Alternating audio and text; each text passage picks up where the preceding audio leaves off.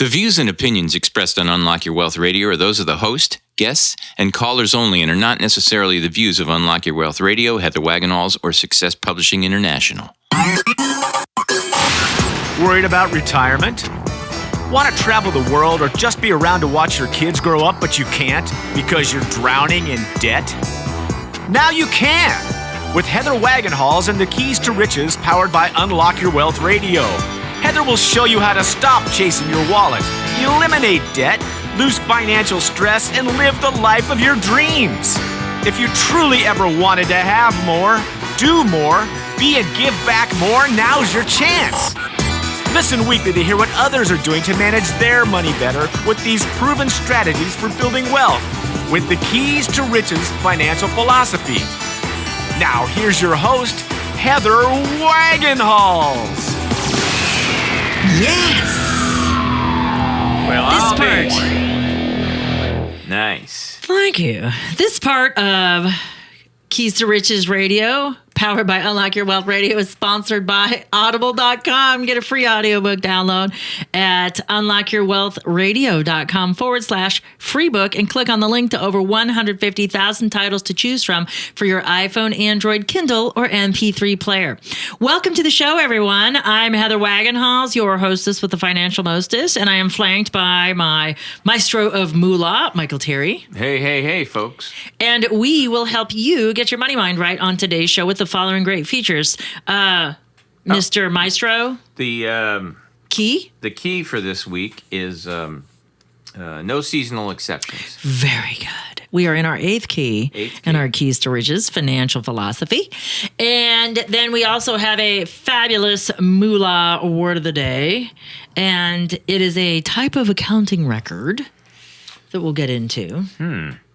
So, and it has to do with chronological order. Those are your hints. So you can think about what that is. You, being the musical maestro aficionado, probably don't use this. But you can use that. There's technology can help you create this if you have bookkeeping software. Well, no, I don't have bookkeeping software. I just sort of create my own stuff. Okay, well, we'll see if you're using this particular type of stuff when we get to the moolah word. That's a great idea, and I got my iPad handy so we can check it out. Yay. And so we have an interesting, the money drama. Oh. Yeah, so so our money drama for this week's key has to do with celebrations. Oh, well, yep, that makes sense. Yes, and so it's quite the misunderstood celebration. Yeah. It's about misunderstandings and celebrations, or what the point of them are. So we'll talk about that on this week's Keys to Riches, powered by Unlock Your Wealth Radio. So first off, how about a moolah word of the day? Sounds good. Okay, so our moolah word of the day is journal. Oh. And a journal is an accounting record where all business transactions are originally entered. A journal details which transactions occurred and what accounts are affected. A journal entry is usually recorded in chronological order, meaning how it goes in and out, and using the double entry method of bookkeeping. So you would put it in this general journal. That's what they call them. And then based on which accounts get affected, like if it's a business checking account or a personal savings account or an investment account or an accounts payable or accounts receivable, it will then be entered solely in that section containing only those entries for that particular account. You talking about like iBank and Quicken? Well, that is what I was talking about that takes and automatically does it for you. You can slurp your stuff over from your online banking directly into your financial accounting software. But back in the day, and to an extent, I still do this a bit by hand. And when you first start the keys and we start doing the different things like answering our 3 questions and 5 areas of concern, one of those has to do with cash flow. And our 30-day savings and spending tracker that we learned how to use in Break the Budget in our 7th key, the thing that we have to pay attention to is not getting so close to the mic. No, you're good. No, you're good. Oh, was I good? Yeah, you just need to talk more directly. The diaphragm is on the end there. Okay, but I'm trying to face you too, because I'm really trying to talk to you, not the microphone. There you go. That's good. So as I was saying, You're talking about are you talking about like a check, like in your checkbook? similar to a check register, yes. Okay. So that's a type of financial journal. So it's as you spend it. So if you reconcile daily, then everything that you spent today you'll enter in and attribute it to its correct account. So it's a part of a double entry method. So you can look at like the savings and spending tracker. That's your general journal, if you've downloaded that at our keys-to-riches.com website. And it tracks your spending for 30 days. And so every day it's got a slot for you to enter in your expenditures.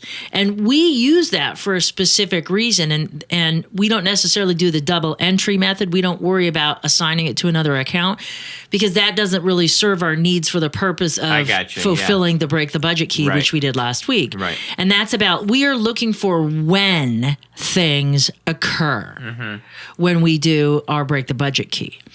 So this key for this show is we're talking about no seasonal exceptions. So we're taking last week's key a step further. But the point is, in the accounting, you have all of every expenditure and every income that comes in all aggregated in one general journal. And if you think about what a journal is it's a daily accounting of your life, or in this case, financial life. And it does tell you a great story when you download it, if you're into downloading. But we always do the savings and spending tracker to determine our cash flow on a 30-day month basis. And I like to do it by hand until people get versed and understand what they're doing wrong and what they could do better and fix those problems. It's best to do it by hand because there's this part of ideomotor response that goes on when we handwrite things. We bypass our critical filter. So what we're handwriting in skips that curmudgeon part of our brain that says, when you say, like in an affirmation, I'm great at managing my money. And your curmudgeon says, oh, no, you're not. Yeah. What makes you think so? You grew up poor. You're not good at managing money. How dare you think that you could be good at something like this? That's ridiculous. You don't know anything about money or math. And so you can bypass that critical filter and supplant good stuff by taking care of managing your money. And it kind of goes with that adage, if you watch your pennies, the dollars will take care of themselves. Yeah.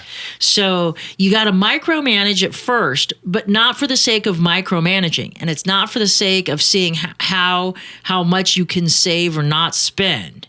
Because that's not the purpose of the exercise. The purpose of the exercise is to retrain your brain to be paying attention to when things go out. Because there's no way to get around spending. Every day, you have to make an expenditure of some sort. Yeah. Okay? You get up and you flip on the lights. All right? When you start your day. Right. So you're spending money the millisecond you get up. So the point is what is driving the behavior that's on the outgo. And that's what we look for in that key. So in today's key, it kind of, folds over nicely because today's key can help ruin any savings and spending plan we've set forth if we're not careful. And so that's the point of this week's key. But that's the moolah word of the day is journal or, general journal is what it's also known by. And for us at the Unlock Your Wealth Foundation, it's known as our savings and spending tracker. And that's what we use. And it's, by the way, this is total bonus, not included in the price of today's show. But the savings and spending tracker is specifically named so because you should save first and then spend later. So that's why savings comes first. Yeah, and nobody does that. Yes, it is rare that people do that. But there's a lot of great ways that we can outfox ourselves, and that's the point of this show. It's not that you need to learn how to spend less and save more because you already know that, but we're going to show you how to outfox your own biology to be able to do that better. And that's where this week's key comes in. So for those of you who are joining us for the first time, welcome to the Keys to Riches, powered by Unlock Your Wealth Radio. I keep forgetting that it's its own show. I need to change the mic flags here to have it also say Keys to Riches Radio. So I've got Unlock Your Wealth here, but I need to do Keys to Riches Radio. So when I look at it, I can turn it to the show that I'm on for the day. Yeah. I can remember. Great idea. So thank goodness for vinyl stickers. Hey, we'll just peel these off. So for those of you joining us for the first time, welcome to Keys to Riches Radio. We are so glad to have you stop by. Hopefully you will gain value out of this. So to get a broad understanding of what we do, the Keys to Riches is a financial philosophy that teaches you how to think like the rich and be in control of your own money. It also gives you specific techniques to create or fix your credit, eliminate debt, save and invest, all while transforming your current financial habits into healthy money management skills. And we do this one key at a time, 1 week at a time here at the Keys to Riches Radio. And this week's key is our 8th key. So we're closing upon the magical baker's dozen of 13 here shortly. And we are firmly entrenched now. We've gone through most of the 3 questions and 5 areas of concern. And we've learned how to identify our hangups when it comes to spending last week. And what we're doing now is we're going to reinforce that by fortifying our willpower with this key. And this key is called no seasonal exceptions because the biggest hindrance to us getting ahead, and we can have the best laid plans. And let me just tell you, if you've been with us since the beginning of the season, you need to pat yourself on the back because you've done a heck of a lot of work to get to this point.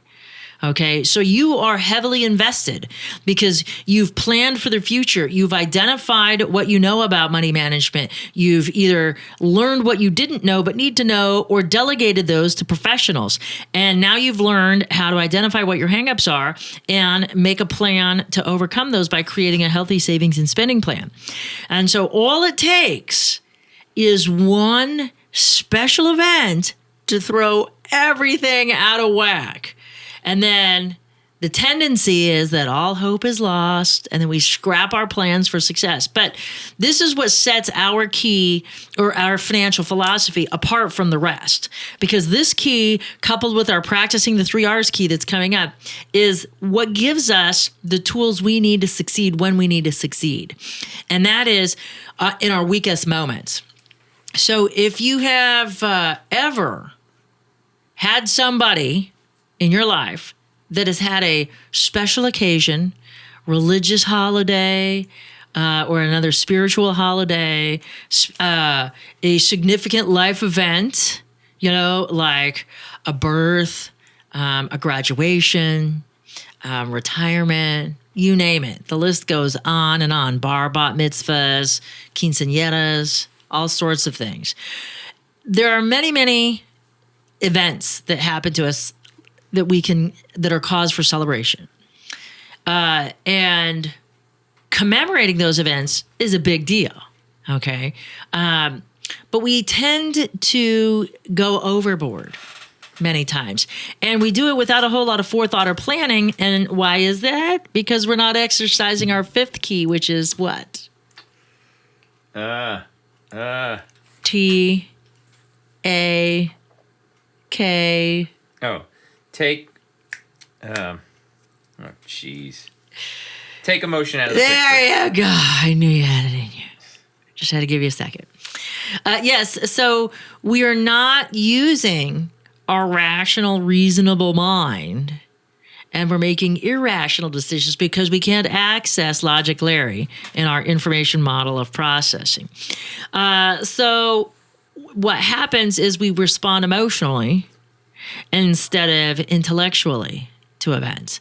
And so we first have to understand about giving, okay? So what nobody wants to admit, I think, is that giving is never about the recipient. It's always about the giver. So think about this. When somebody gives, if they're giving for the right reason, they're giving because they want to recognize or commemorate a special occasion. They perhaps want to be remembered. They may want to pay it forward. They may want to elicit the affections or attentions of another by showering them with gifts.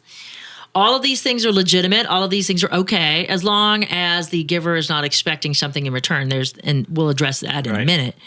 But if we're giving for the right reasons, giving is never about the recipient. It's about the giver. Okay. When, your crazy Aunt Jane knits you the most heinous sweater in the world, she's doing it because she wants to keep you warm. Meaning her specifically keep you warm with that sweater. She wants you to knock out the latest style 30 years later and be a trendsetter. She's, whatever it is, she wants to recognize your event. She wants you to know that she remembered by giving you something. And she wants to be validated by getting thank yous, gratitude, and seeing you wear it, no matter how heinous it is. Yeah. All right. So that's one example of giving, and that's why people give. Think about when you give for the right reasons, why do you give? Are you giving because you want to make somebody else happy? You want to receive praise? It's okay. That's why we give, because it feels good. It's okay. Being, involved in your own ethical self-interest is more than okay. It's what we should be doing. We should be doing things that benefit us. And by giving, that's a benefit to us. Make no mistake. It's never about the recipient. So let's flip this over for a minute. And so think about the people in your lives, and maybe this might even be you, that you never receive. Okay? You're always on the giving end. You're worn out. You're the martyr. Or you might know somebody who is. And this is somebody that's in trouble. Because if you cannot receive, you should not be giving. Okay?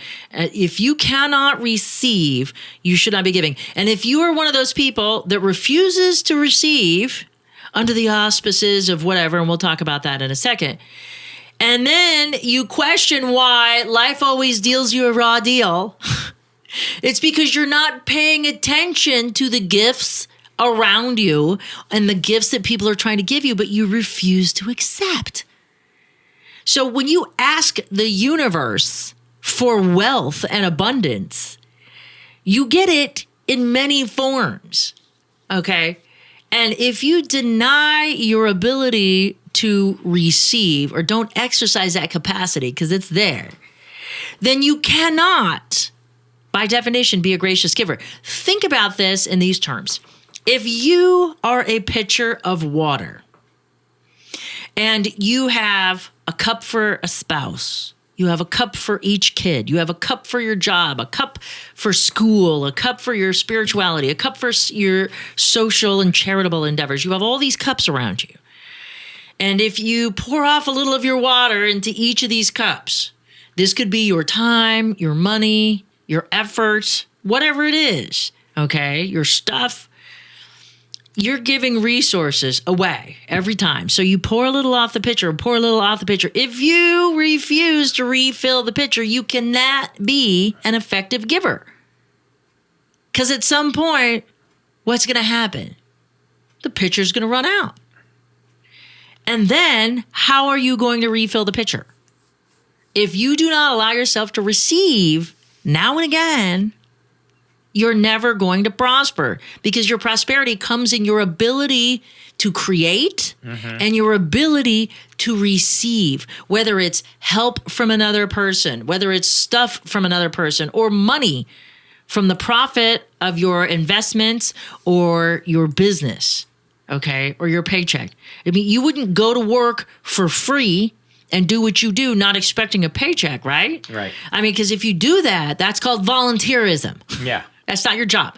So you expect to receive in certain areas, and you have to get congruent with this because your body knows the difference. Your biology is very aware of what your motivations are. Even though you may not consciously be aware of what your motivations are, your body knows what's going on. And the people that fail to receive are people that have either been taught that it's not okay. Like if you came from a poor, big family and everybody had to share, and if you went for that second helping of mashed potatoes, you were chastised and berated for wanting too much, or you don't feel worthy of the gift, or you feel obligated, all of that, we need to table those emotions and those responses, because that's programmed behavior. That's not how you're wired.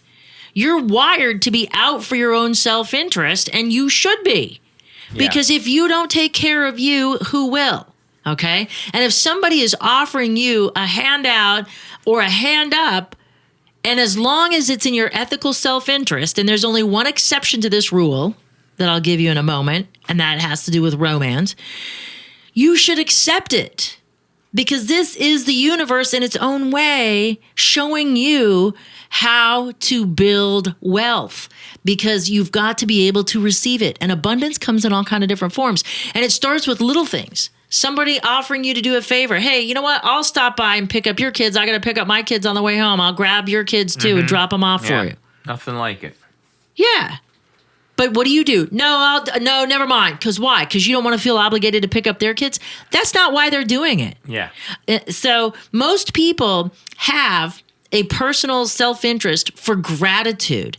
Gratitude is why people do things. If people are doing things to gain favor or gain, reciprocity, then they're giving for the wrong reasons. And it's okay at that point if you decide, I don't want to accept it. But most people aren't out for that. There are people that give to get, and you got to watch out for that, especially in the romantic department.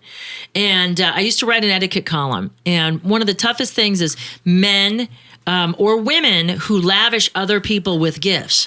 And the person knows they're not interested romantically, platonically, or whatever in this other person. But they politely and quietly accept these gifts, trying to, quote, let the person down easy, unquote. And that is more damaging and actually rude and mean.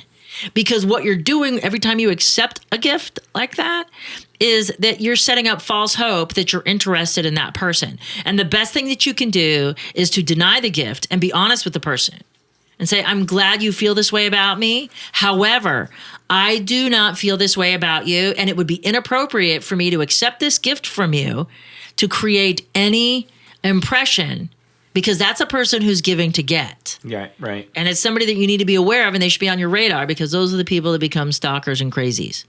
And women are just as crazy or more so as men when it comes to the stalking department.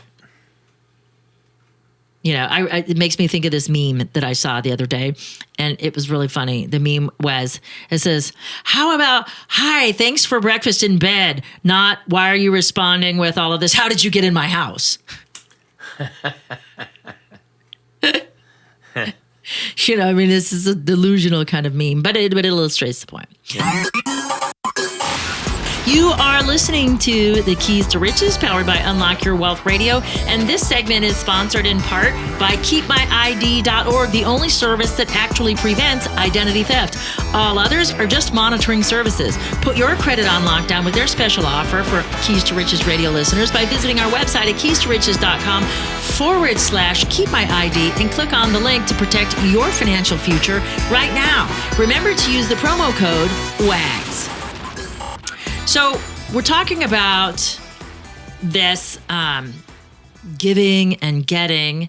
So if we're giving for the right reasons, meaning that we just want somebody we would just want to recognize somebody, and we're not looking for anything but gratitude. Most people, when they give, that's all they want is gratitude. They want to be acknowledged for their recognition. Mm-hmm. And when people invite you places or give you gifts, they're giving it their level of giving. Just because somebody buys a gift that you clearly could not reciprocate tit for tat on doesn't mean you shouldn't accept it, because that's your personal evaluation of your self-worth. And you're insulting the person who clearly values you at a higher level than you value yourself. And unless they're giving you an expensive gift because they're trying to manipulate you, like I had a girlfriend that would do that back in the day. She'd always buy me these things that were out of her price range. But for some reason, she had it in her head that she had to do that. And then she would consequently try to stick me with things. Well, remember I bought you that nice gift? And I'm like, yeah, but I thought it was a gift. And she goes, well, no. Well, it was a gift, but now it's your turn to do something nice for me. And I'm like, but I don't want to do what you're asking me to do. And I certainly can't do it at that level. Oh, come on, I know you make money. And I'm like, it doesn't matter what I make. Yeah. You don't know my financial obligations. And I'm not prepared to make. And I said, if reciprocity was a requirement, I wouldn't have accepted your gift. And I'm like, that's not why you should give. You should give because you want the satisfaction of making somebody happy, getting the gratitude and the thanks. Sure. And so she was a tough cookie. You know what I mean? To deal with. And so you want to avoid situations like that. But when people invite you to their party or their wedding, and weddings are a tough one because there's this perception of value that if you go to a wedding that you should buy a gift and give a gift at approximately $100 to $200 per person. Like that's like this some understated kind of value because they're going to have to pay $30 a head for the people if they have a big formal spread and stuff like that. But when people invite you, if they sincerely want you to attend their event and commemorate their event, they're not after your presence in the ENTS sense. They're after your presence in the ENCE sense. Yep. And so it's about being a part of the experience, not about how fancy of a gift that you can bring. And if you can have that comfortable of a conversation with someone, they'll tell you that directly. If they're inviting you because they want a swanky present and they know that you're rich and stuff and that it's a manipulation, then it's okay to bypass it. But if you want to test the waters, show up with a card. And that's the way to test waters. But, it goes bigger than this special occasion stuff because sometimes special occasions can be thrown on you, like an unplanned pregnancy is a good example. Sure. And a baby shower kind of thing. Weddings, can kind of potentially be, spontaneous. Like, oh, all of a sudden these people are getting married. I had no idea. But those things are a little bit more difficult to plan for. But if you have a have fun fund that you've created, and we actually have a holiday spending planner because the bigger holidays that get us into trouble are birthdays, graduations, and the ever popular Christmas. And last I checked, Christmas falls on the same day each and every year. If it's Christmas today, you have 364 days to get ready for the next one. Right. So there's no excuse for overspending. And not that I'm of a particular religious affiliation, but if I remember correctly, and I didn't pay attention very much in Sunday school, I was kind of enamored with the boys. I think that baby Jesus only got 3 presents. Yeah. And 2 of them were smelly. Right. The frankincense and myrrh. Gold was the only valuable present, right? Right. So if 3 and 2 stinky ones were of value, were of significant enough for supposedly the king, right? Well, then, what makes your child need to have that many more? You know what I mean? Yeah. So we have to think about, what are we trying to do? We throw birthday parties for 1-year-old kids with ponies and mini carnivals, and we break the bank, and they don't even have a conscious recollection of it, ever. No. So we have to be reasonable and decide what it is that we're going to do when it comes to planning effectively. And, the people that go broke trying to buy their kid a car for graduation, you've had 18, maybe 17 if your kid's smart, years to figure this out, right? So the card up philosophy is the best way to go with our holiday savings and spending planner. And so you can break down these big holidays into bite-sized chunks, just like we do in our goal achievement strategy. And we reduce it to the ridiculous so we can save just a few dollars each and every day to make it to these occasions where it doesn't interrupt our ability to enjoy our lives today and successfully plan for our financial future. So if you'd like that, plus our key statement, key affirmation, and key action item, please visit our website at keys2riches.com, where you can find all kind of great resources that help you manifest the Keys to Riches financial philosophy in your own life. Thanks so much for stopping by for the Maestro of Moolah, Michael Terry. I'm Heather Wagenhals. Now go out and unlock your wealth today. UnlockYourWealthRadio.com is produced by Heather Wagenhals and the Unlock Your Wealth Foundation. UnlockYourWealthRadio.com and its affiliates are copyrighted 2016 with all rights reserved. For more information on the Keys to Riches Financial Wellness series, please visit our website at www.unlockyourwealth.com.